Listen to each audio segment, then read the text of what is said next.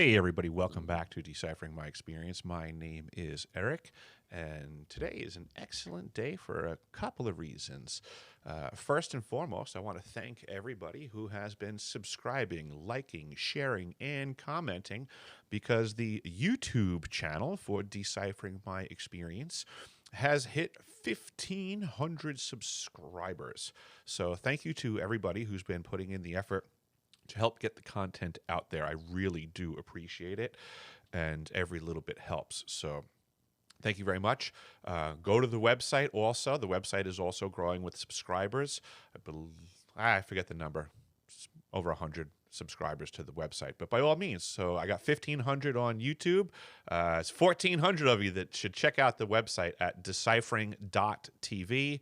And there's a lot of information over there. So YouTube videos are good for the general public, but the meat and potatoes of the conversation now has to be taken to where the censors can't touch it. So if you want the full content of what I'm disclosing to folks, please just go over to deciphering.tv and we can get things all dialed in, because there's just always more information to be shared, and I'm certainly looking to do my part.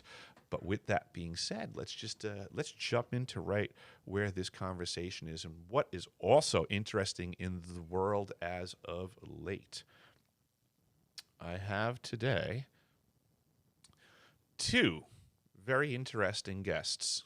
I will start out with guest number one, which is my signboard, who, doesn't really say much, but actually speaks volumes. So I want to introduce everybody to my signboard today. It's a concept that people are becoming more and more familiar with, that we have to be,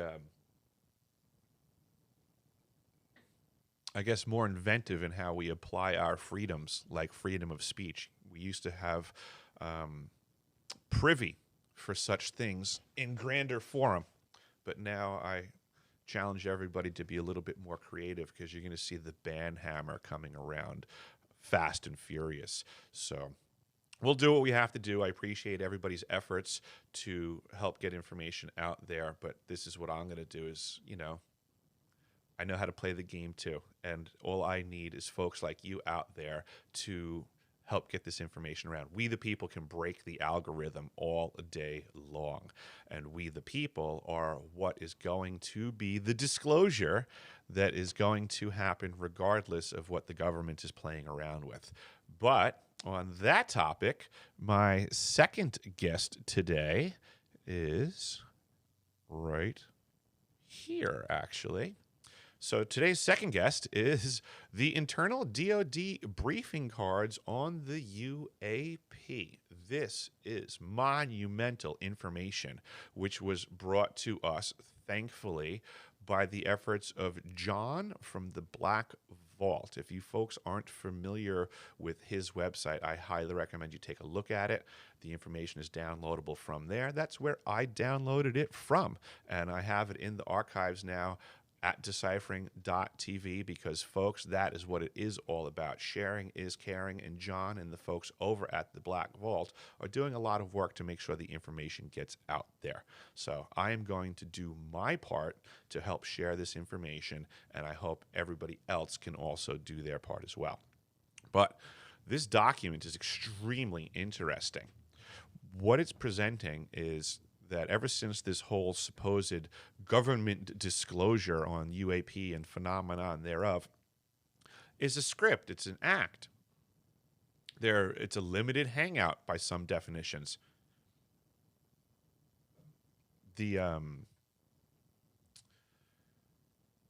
The list of stuff in here is 29 pages of documents, and basically what it does is it shows how the bullet points changed. The script changed through time. Every month they're putting out a new version of the script.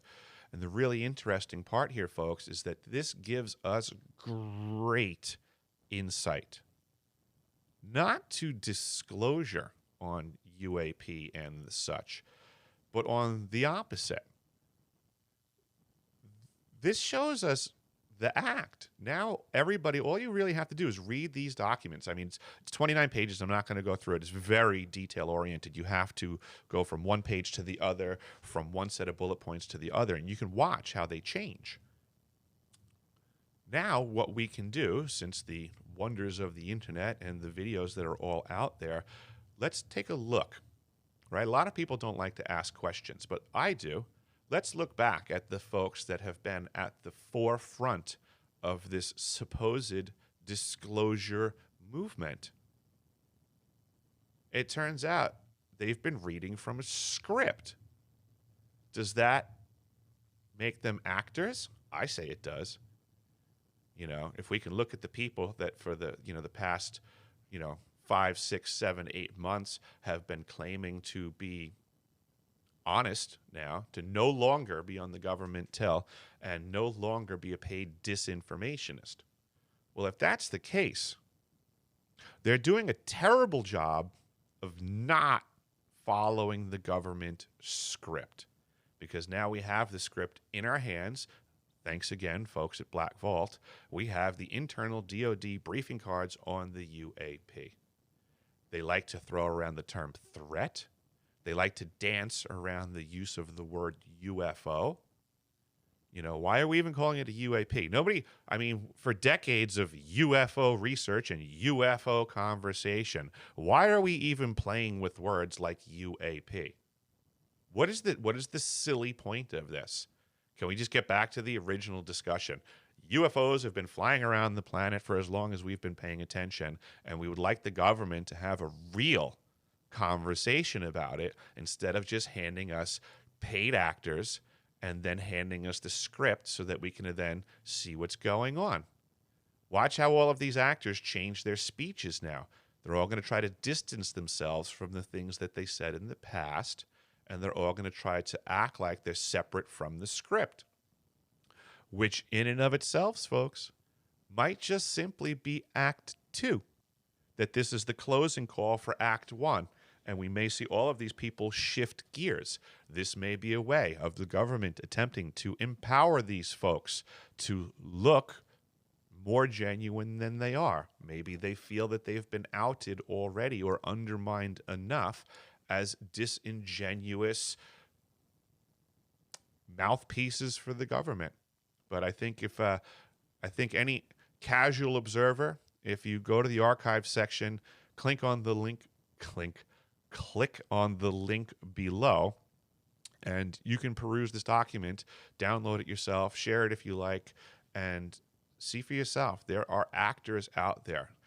It's like, it's the coordinated news that everybody's reading from the same script that AP and Reuters puts out there. So it doesn't really matter what side of the country you're on. You get the same thing in your local news. So these briefing cards just basically let everybody know this is what we want you to tell people. This is what we want everybody to think about this topic. It is, in essence, a form of mind control by the power of the edit. This is going on all over the world around us. People really need to pay attention to the disinformation game because their hand is extremely strong right now. Lest we forget what my first guest was talking about today. We are in a very different portrait from that which was supposed to have been painted in my mind's eye of the childhood that I grew up in. And the world that we are at today was not where we were supposed to be. So I've seen a lot of things. I've heard a lot of things. I've spoken to a lot of people, and I'm trying to share the truth as fast and furiously as I can. And I appreciate anybody out there that wants to help. So take a look at these documents, learn about the truth, go to deciphering.tv, to the archive section. There's a lot more truth in there. Share that around. And if you're so inclined to show support, go to PayPal, go to Patreon, do whatever you can do to help out. I really appreciate it.